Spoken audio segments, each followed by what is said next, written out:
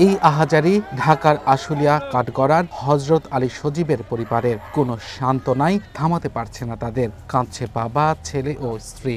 কারণ নির্মম হত্যার শিকার সজীব। স্বজনরা জানান, সম্প্রতি অটোরিকশা চালক সজীবের বাবা আব্দুস সোবহানের কাছে এলাকার মাদকাসক্ত যুবক শাওন ৪,০০০ টাকার বিনিময়ে একটি মোবাইল বন্ধক রাখেন। পরে টাকা না দিয়ে মোবাইল নিতে চায় শাওন, না দিতে চাইলে চাপ দিতে থাকে সে।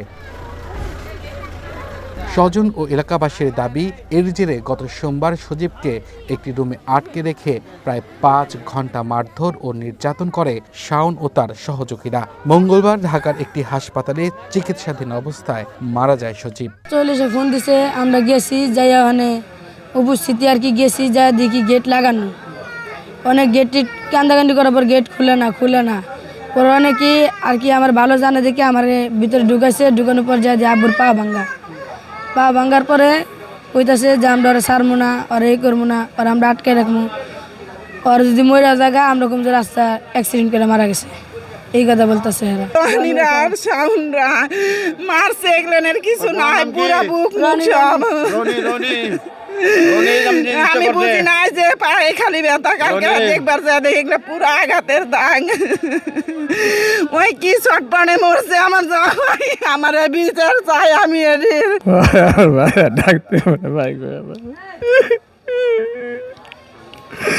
আমার দুটা বাঁচতে তুই বেড়ে গেছে ভাই, আমি বিচার চাই ভাই। আমার কাছে একটা মোবাইল থেকে কিছু টাকা নিয়েছিল।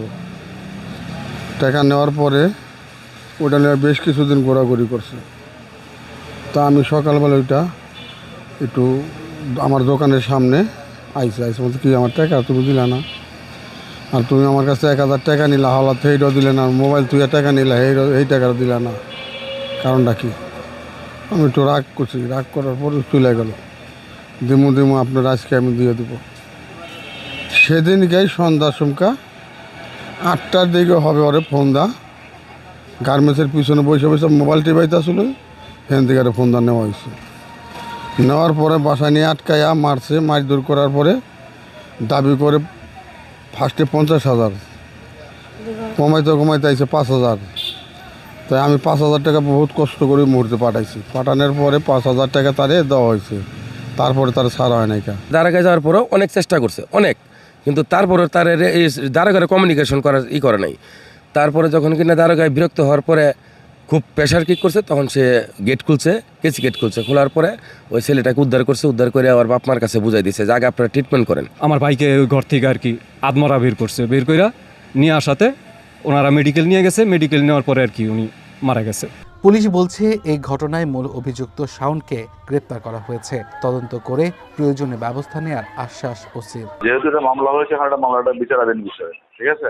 আমি এখন এই বিষয়ে আপাতত কমেন্টস চাচ্ছি না এই মুহূর্তে। তখন তো আমরা কারো কোনো কমপ্লেন পাই নাই। আমরা গতকাল কমপ্লেন পেয়েছি, মামলা হয়েছে, আমরা ওনাকে আটক করেছি, আমরা কোর্টে প্রডিউস করছি এবং সে রিমান্ডে আসছে। পরিবারের একমাত্র উপার্জনকারী ব্যক্তি ছিলেন নিহত সজীব। One national desk.